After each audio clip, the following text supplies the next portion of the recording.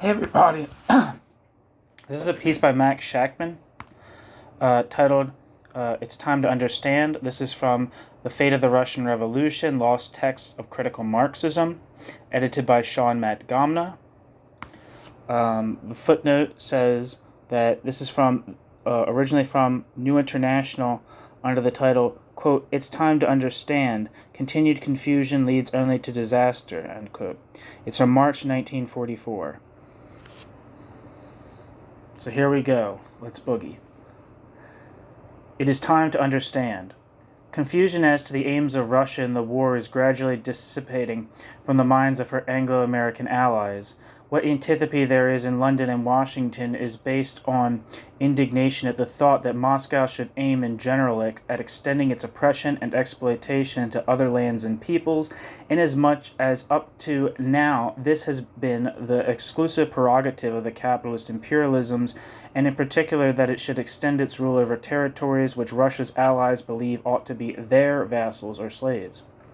However, the military situation is such that the honorable allies find it extremely difficult, if not impossible, to translate their competitors' antipathy toward the unfolding of Russia's imperialist program into effective obstacles.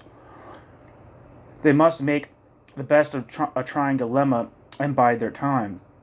Confusion about Russia in the ranks of the Trotskyist movement, or more accurately, in the part of it represented by the Socialist Workers' Party, is not, however, being dissipated.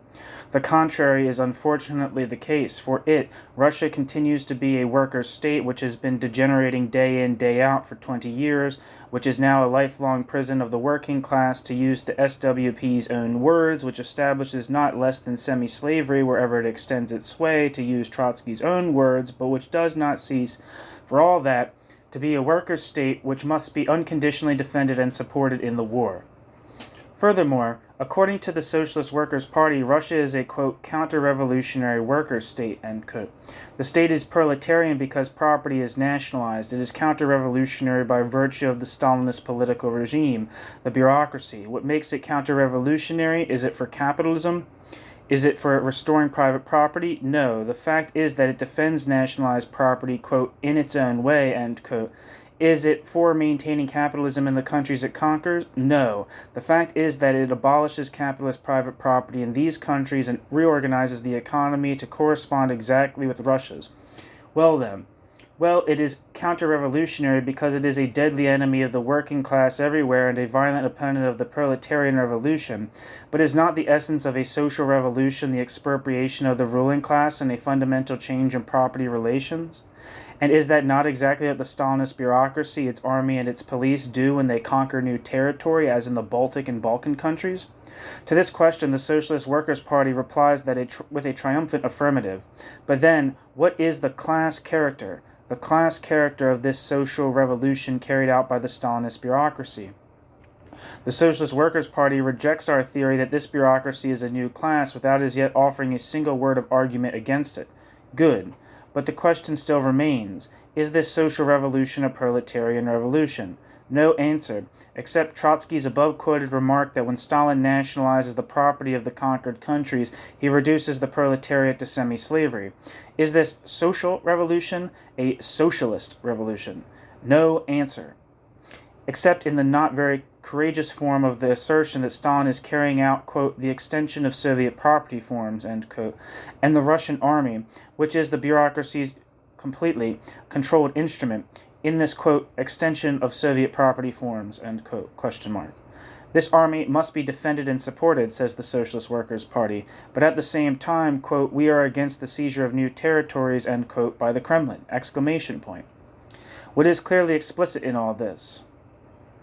The Stalinist bureaucracy is carrying out a revolution that is new in history, namely a counter-revolutionary socialist revolution. We support the army which seizes the countries in which the bureaucracy carries out this revolution. We are opposed to the seizure of the countries in which this revolution is carried out, but this opposition is purely verbal inasmuch as we support and call upon the workers to support the army which is assigned to seize these countries.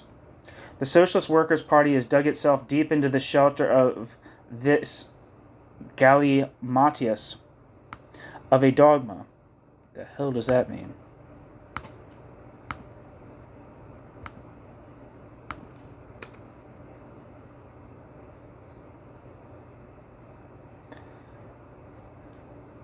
Galimatias is confused and meaningless talk, nonsense, gibberish. The Socialist Workers' Party has dug itself deep into the shelter of its galimatias of a dogma, but the reality of life, to which we have repeatedly added some wisely answered critical remarks, have subjected it to such a merciless pounding that the position has become utterly untenable. Instead of abandoning it openly and in time, the Socialist Workers' Party vacillates helplessly between clinging to it and the urge of some of its members to shift to a more easily held position. Fundamentally, and this is the source of the growing confusion, it represents vacillation between an objective capitulation to Stalinism and an advance to revolutionary Marxism. If these alternatives seem exaggerated, it can only be because documentation has not yet been supplied for the analysis. Let us supply it. In the Militant of January 29th, I'm supposing that's, what's this? What year did I say this was? 1944. Where am I? The Militant of January 29th in the Militant of January 29th, 1944, appears an article by the now dubiously renowned John G. Wright called, quote, "Red Army Victories Alarm Stalin's Allies," end quote. It is sensational only in that it brings to a new low the position that the Militant has been developing on the question of Russia.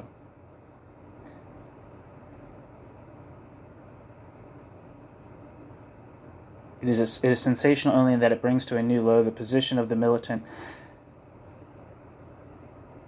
It brings to a new low the position that the Militant has been developing on the question of Russia. I don't know why I couldn't say that sentence.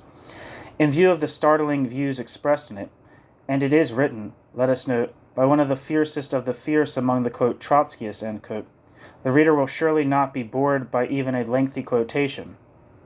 Quote,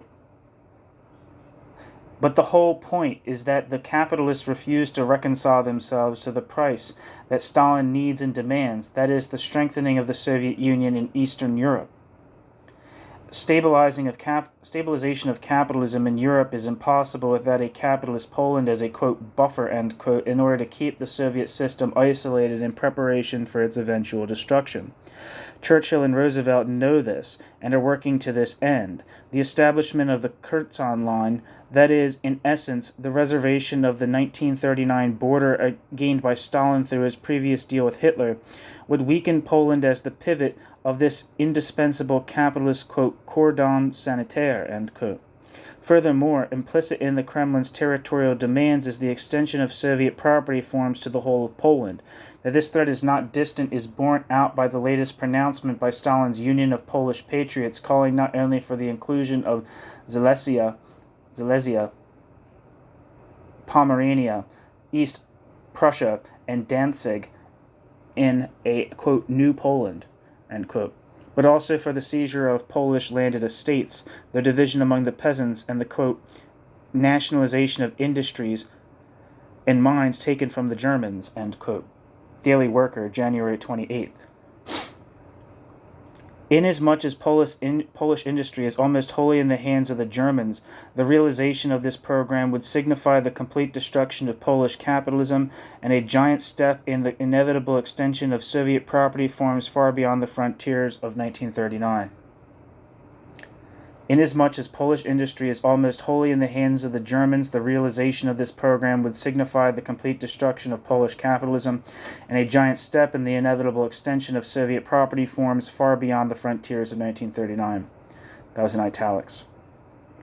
In its turn, this carries a twofold threat to capitalism. First, in addition to strengthening the USSR immeasurably, it would greatly hamper further attempts to isolate it. Second, the revolutionary wave in Europe, especially in Germany, would receive so mighty an impulsion from such developments in the territories of former Poland, let alone Silesia, East Prussia, etc., that the attempt to drown the coming European revolution in blood would be rendered well nigh impossible. In any case, Roosevelt and Churchill will not voluntarily surrender to Stalin a single section of capitalism, no matter how tiny. Each advance of the Red Army, however, poses this issue point blank and brings more and more sharply to the forefront the basic antagonism in the camp of the, quote, United Nations, end quote. The irreconcilable class conflict between the, quote, democratic, end quote, capitalists and the Soviet Union, even in its degenerated condition under Stalin, ... But the irreconcilable class forces underlying the new crisis cannot be definitely suppressed or overcome by Stalinist intrigue and imperialist diplomacy. Inescapably, they must and will manifest themselves in a life-and-death struggle between the forces of, quote, democratic, end quote, capitalism and the Soviet Union, end quote. Emphasis in original. We ask the reader to overcome his revulsion and read the above a second and third time so as to get its full flavor. It is the flavor of Stalinist degeneration, not of the, quote, workers' state, end quote, this time, but of the Socialist Workers' Party's theory and policy. What Wright says openly, poor fellow, without the slightest feeling that it is shameful, is substantially identical with what the Stalinist bureaucrats say among themselves to the accompaniment of hilarious winks and jovial nudges in each other's ribs. That is how they justify their arch hypocrisy and double dealing to themselves and to the initiated and more reliable followers. Quote, of course we are still fighting for socialism, only with our new policy it is easier because we are fooling the bourgeoisie. Intrigue, yes, but infernally clever and successful. The working class, what is that anyway? End quote. According to Wright, and remember, this is one of the most obstreperous of the self-appointed genuine Trotskyists talking. 1. Stalin not only needs, but demands the strengthening of the Soviet Union. Stalin not only needs, but demands the strengthening of the Soviet Union. It used to be said that he was weakening it. If this is no longer the case, why should not the thoughtful communist worker, who is also for the defense of Russia, say to himself, I will continue to support Stalin, but now with the approval of the Trotskyists? 2. Stalin is undermining the stabilization of capitalism in Europe, which means undermining capitalism itself. It used to be said by the Trotskyists that he is helping stabilize capitalism, that he is an agent of world capitalism, its tool, but they must have been joking. Stalin is actually, quote, strengthening the USSR immeasurably, end quote. Immeasurably, says Wright, for he is no man to mince words. He and his so-called bureaucracy are giving a mighty impulsion to the revolutionary wave in Europe, so mighty indeed that, quote, the attempt to drown the coming European revolution in blood would be rendered well nigh impossible, end quote. So pursues the thoughtful communist worker. I will continue to support the underminer of capitalism, this strengthener, this immeasurable strengthener of the Soviet Union, this mighty impeller of revolutionary waves. 3. Stalin is fighting for the, quote, extension of Soviet property forms to the whole of Poland, end quote. And, quote, this threat is not distant, end quote, either. Stalin is fighting for an immediate, direct overthrow of capitalism in Poland, its, quote, complete destruction, end quote, which means a, quote, giant step in the inevitable extension of Soviet property forms, end quote. Immeasurable strengthener, giant stepper, why not man of steel and genial leader? No capitalist Poland means no capitalist stabilization anywhere in Europe. It used to be said that Stalin's role and goal were exactly the opposite of all this, but that was just a manner of speaking. Now the Marshal of Marshals is fighting for the socialist revolution against capitalism, with giant steps at that. The communist worker will continue to draw his conclusions, all of course provided he takes Wright seriously for the capitulator to Stalinism that he is. 4. Blank, blank, blank. These blanks used to be occupied by warnings that the triumph of Stalin not only, quote, carries a twofold threat to capitalism, end quote, but a multiple threat to the working class, its interest and its aspirations. But what are such bagatelles compared to the, quote, extension of Soviet property forms, end quote, by Stalin and the somewhat degenerated but highly nationalized GPU? And inasmuch as Wright is concerned only with big things and not with bagatelles, like the enslavement or semi-enslavement of the workers by Stalin, the working class simply does not exist anywhere in his article.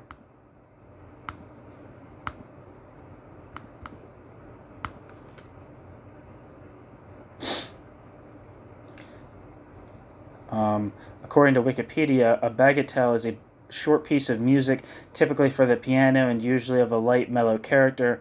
The name bagatelle literally means, quote, a short, unpretentious instrumental composition, end quote, as a reference to the light style of a piece. It's interesting.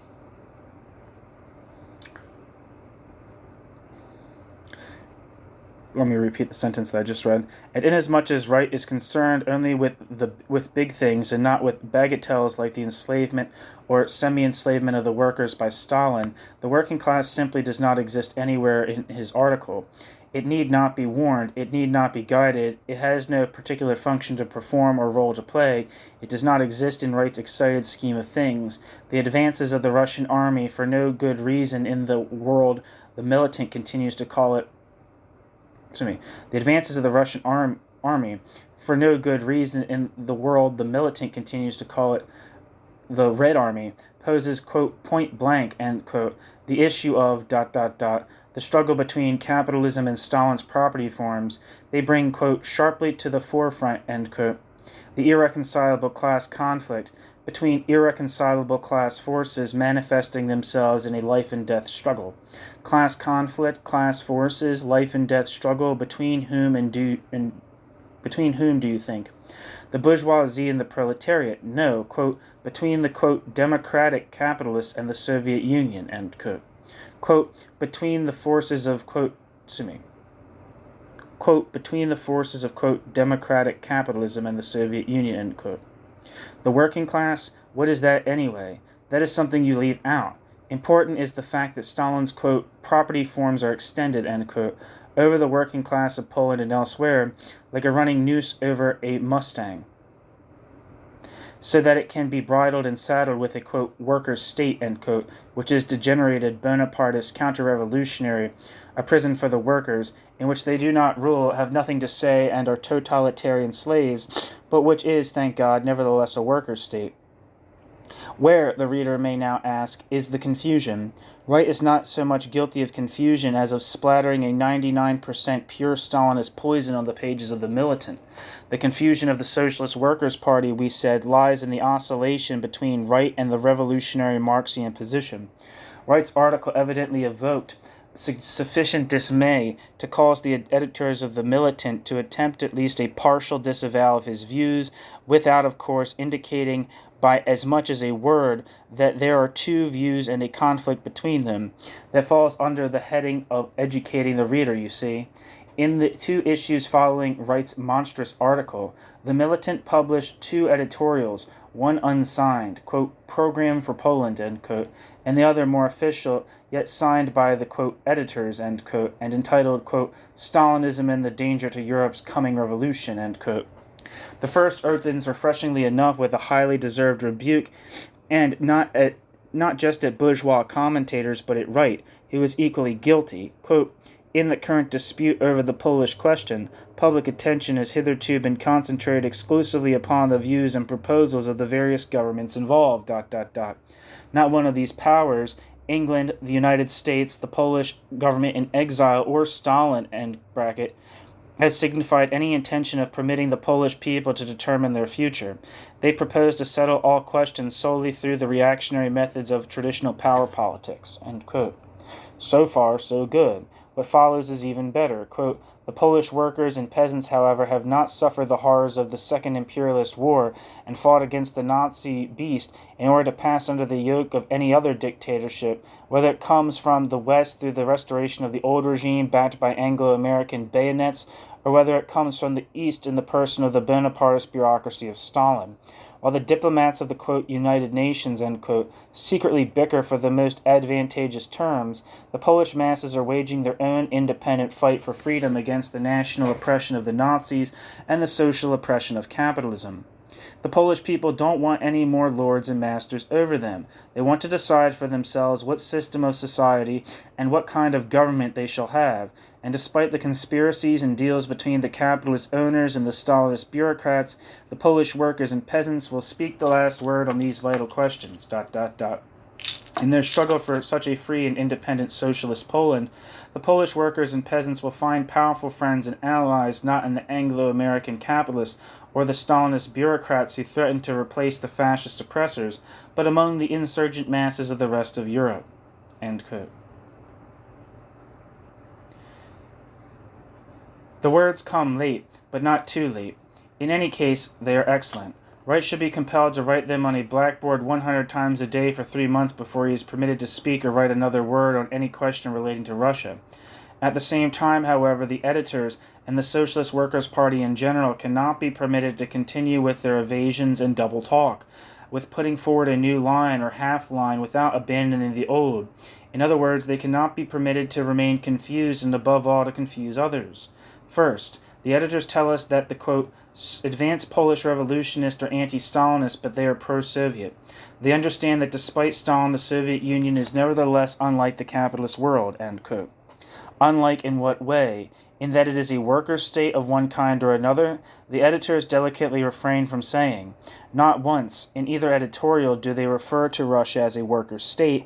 The pen is beginning to stutter. Russia is unlike the capitalist world, not despite Stalin, but precisely because of Stalin. That is, Stalin as a synonym for the ruling bureaucracy. In Russia today, we have neither a capitalist nor a worker state, but a new social system which we call bureaucratic collectivism.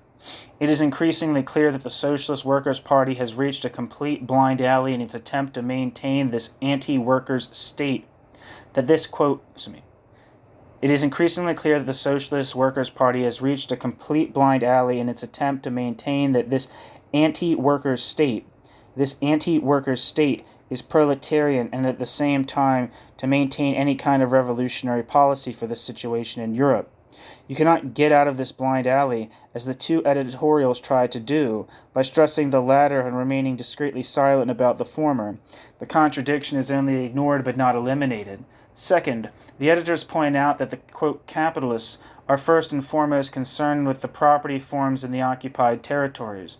They are concerned with the preservation of the capitalist system in Europe, end quote. Correct. And Stalin, is he for maintaining the capitalist, quote, property forms, end quote, in the occupied countries, or is he, as Wright quite correctly shows, for destroying them and substituting, quote, Soviet property forms, end quote? Now, if the mere existence or establishment of nationalized property in a country gives it a worker state, degenerated or otherwise, as the Socialist Workers' Party dogma reads, then does not Stalin aim at a social revolution in Poland, i.e. the, quote, extension of Soviet property forms, end quote, bear fundamentally a proletarian class character which is consequently socialist in tendency? The Socialist Workers' Party can escape this inexorable conclusion from its dogma only in one of three ways. A. By asserting that Stalin aims to maintain capitalist private property in the territories he conquers, a prediction it would be well advised not to make. B. By claiming that a basic change in property forms and property relations, such as Stalin will clearly attempt, does not constitute the hallmark of a social revolution, a conclusion violating all history and all the teachings of Marx and Trotsky on the point. Or C. By agreeing with us that while it would mark a social revolution, it would be carried out by a new class, which is neither bourgeois nor proletarian.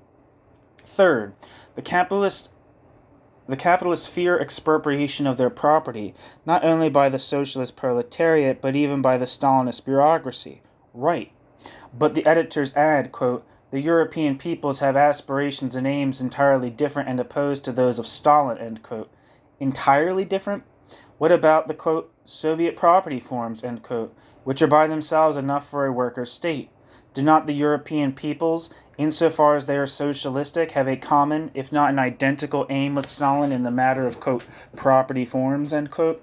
That follows incontrovertibly from the Socialist Workers' Party theory, and to write about, quote, entirely different, end quote, aims and aspirations is a mighty brash and cavalier way to dismiss one's own dogma.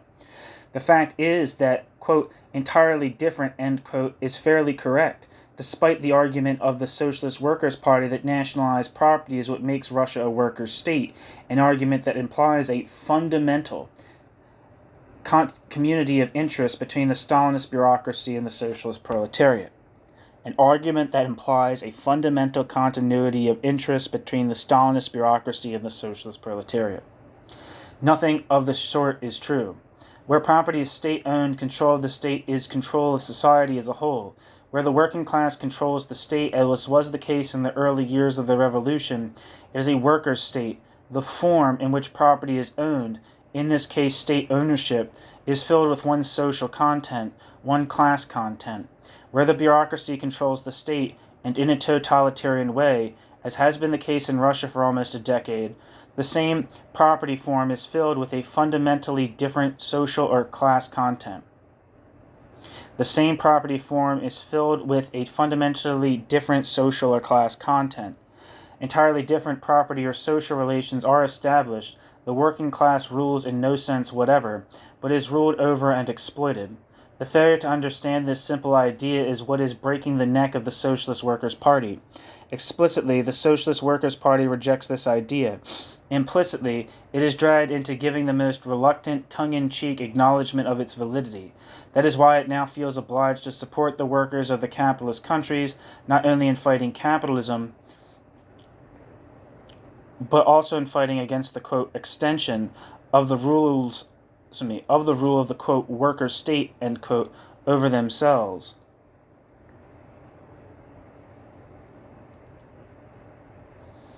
Example, interestingly enough, it occurs in connection with Poland, as we shall now show. Fourth, when Poland was first partitioned by the Berlin and Moscow gangster imperialists, the question arose in the Socialist Workers' Party of what attitude to take towards the Russian army. There was, of course, no dispute about the question of the German army. The majority said support the Russian army. We of the then majority said support neither army, organized the, quote, third camp, end quote, of the independent proletarian struggle against the imperialist war and for workers' socialist power. Teach the Polish masses that they must struggle against both oppressors who threaten them, even though the two are not socially identical, that they must prepare, beginning right now, for the uprising against both reactionary sides. All of Trotsky's vast capacity for irony was tapped to ridicule this idea, to the uncontrollable chuckling of the majority. Quote, Shachtman began by discovering a philosopher's stone, the achievement of a simultaneous insurrection against Hitler and Stalin in occupied Poland. The idea was splendid. It is only too bad that Shachtman was deprived of the opportunity of putting it into practice. The advanced workers of eastern Poland could justifiably say, quote, a simultaneous insurrection against Hitler and Stalin in a country occupied by troops might perhaps be arranged very conveniently from the Bronx, but here locally it is more difficult. We would like to hear Burnham's and Shachtman's answer to a, quote, concrete political question, end quote. Quote, what shall we do between now and the coming insurrection, end quote, end quote. Trotsky. The irony was, however, lost on us. In the first place, the Marxists had heard this same, quote, annihilating, end quote, poser, but not Trotsky, to be sure, about what the Czech workers should do, quote, between now and the coming insurrection, end quote, while their country was occupied by troops, about whether a simultaneous insurrection against Hitler and Beneš could be arranged very conveniently from the Bronx, from Lower Manhattan, from Coyoacan, or even in Prague. In the second place, as in Czechoslovakia, it was not a matter of, quote, arranging an insurrection, end quote, in Poland. The question was one of a political line of revolutionary socialist opposition to both reactionary war camps, one of training and preparing the workers in such a spirit and of arming them with such a policy that they would not fall victim to Hitler's army or Stalin's, but move closer to the day when they could settle accounts with both. Be that as it may, let us look at the Socialist Workers' Party, quote, program for Poland, end quote, 4 years later. The Russian, alias the Red Army, is again approaching Poland. Where is the militants' courage? Why does it not say, as it did in 1939, that the Polish proletariat and peasantry should support the Russian army and work for its victory? There is not a blessed syllable about this in either of the two editorials! Exclamation point. There is indeed one vague, indirect, and ever so mealy-mouthed reference to the Russian army, with which we shall deal below. The emphasis now in 1944 bears no resemblance whatsoever to the emphasis in 1939. Now we are told that the Polish workers and peasants have not, quote, fought against the Nazi beast in order to pass under the yoke of any other dictatorship, whether it comes from the West or whether it comes from the East in the person of the Bonapartist bureaucracy of Stalin, end quote. There's a lot of italics in there, so I'm going to read it again. We are now told that the Polish workers and peasants have, quote, fought against the Nazi, have not, quote, fought against the Nazi beasts in order to pass under the yoke of any other dictatorship, whether it comes from the West, or whether it comes from the East in the person of the Bonapartist bureaucracy of Stalin, end quote. Bravo, late but welcome nevertheless. We were once denounced indignantly for, quote, coupling, end quote, the two dictatorships, for putting them on the same plane. Now, And the Poles, quote, will find powerful friends and allies not in the Anglo-American capitalists or the Stalinist bureaucrats who threaten to replace the fascist oppressors, but among the insurgent masses of the rest of Europe, end quote. Again, bravo. And the Poles, quote, are likewise aware of the counter-revolutionary role of Stalin and his clique. They know of the oppression of the nationalities and the peoples inside the Soviet Union. They understand that Stalin's Kremlin gang came into Poland not as liberators but as oppressors, end quote. A double and triple bravo. The Poles, we are glad to see, understand, and the editors of the Militant also, finally, understand at least in part. Does this mean that the Polish vanguard elements should oppose both the Hitler forces and the Stalin forces? Does that mean that the Militant, too, has begun, quote, by discovering a philosopher's stone, the achievement of a simultaneous insurrection, parenthesis, ha ha ha, exclamation point, end parenthesis, against Hitler and Stalin, quote, bracket, ho, end bracket, in occupied Poland, end quote. From the quotations above, one would think so. The Poles do not want to pass under Stalin's dictatorship. The Stalinist bureaucrats are not their allies or friends. They are counter-revolutionary. They come not as liberators but as oppressors. And one would think so. Also, from the already mentioned fact that the editorials have nothing to say about supporting the Russian army, about helping it to victory, about being the, quote, best soldiers in its ranks, end quote, is silence on this key point supposed to reveal the superior political and revolutionary qualities of the editors over us, who have stated our views forthrightly and unambiguously for over 4 years. And yet there is a sentence about the Russian army in Poland. Here it is from beginning to end. Quote, they, the advanced Polish revolutionists, understand the great opportunities that are opening up for the Polish people and their struggle because of the victorious advance of the Red Army, end quote. Here the bold editors bring up short. They add not a single word. Desperate reality pulls at their tongue, but the dogma has them by the throat. So all they can emit is a mean little cowardly squeak that can be interpreted whichever way you please. In what sense does the victorious advance of the Russian army offer great opportunities to the Polish revolutionists? In the same sense in which the victorious advance of Eisenhower's army offered opportunities to the Italian revolutionists? In the sense in which the victorious advance of the Japanese army offered opportunities to the Burmese? In other words, in the sense that the Russian advances so weaken the enemy who is sitting right now in the necks of the Poles that they can more easily deal a death blow to him, without in the slightest way doing anything to help seat the, quote, liberating, end quote, Stalinist armies on their necks. Interpreted this way, and it was only in this sense that it was valid in the case of Burma, for example, what the Militant says is not untrue. But does it follow from this, as the Militant editors have argued for so long, that the Polish masses should defend and support the Stalinist armies, work for their victory? It does not follow in the case of Russia in Poland any more than it did in the case of Japan and Burma, or in similar cases elsewhere. That is what followed for the Militant from 1939 onward. Does it still? If it does, then the Militant might at least have the sorry courage of a right and blurt it out so that all may know that it still stands where it stood before. The ambiguous phrase, plus the enormous silence, give rise to doubts. In that case, let the Militant explain why the Poles must offer all resistance possible to the, quote, Kremlin gang, who come into Poland not as liberators but as oppressors, end quote, who are not, quote, friends and allies, end quote, but must not resist.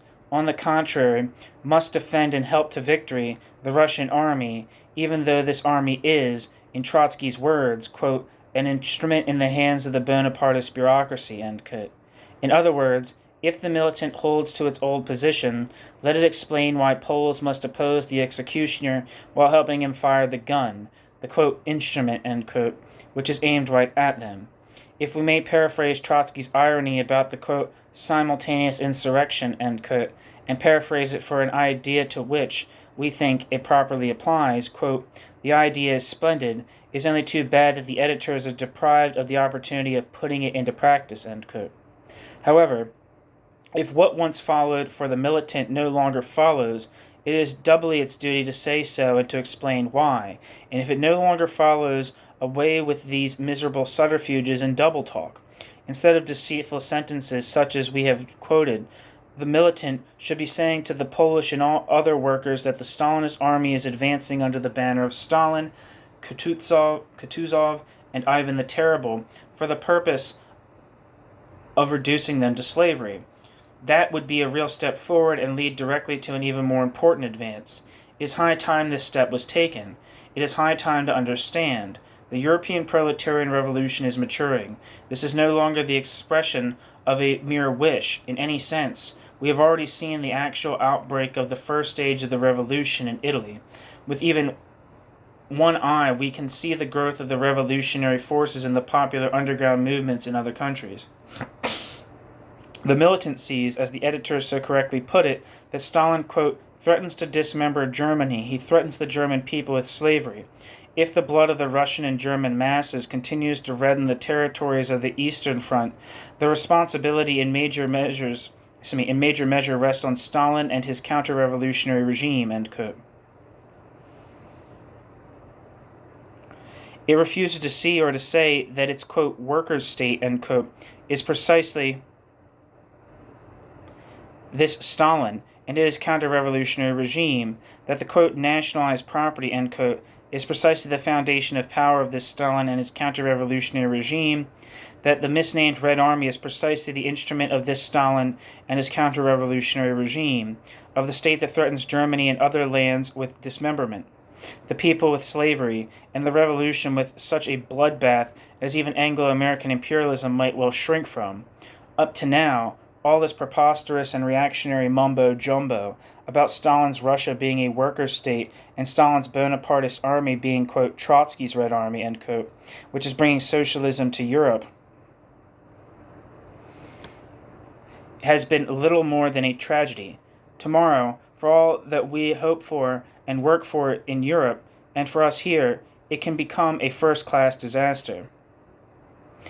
Isn't it time to understand this? The question is addressed to those who have retained the capacity and the will to understand. They will not prove to be, we hope, too few. The end. This has been It Is Time to Understand by Max Shachtman.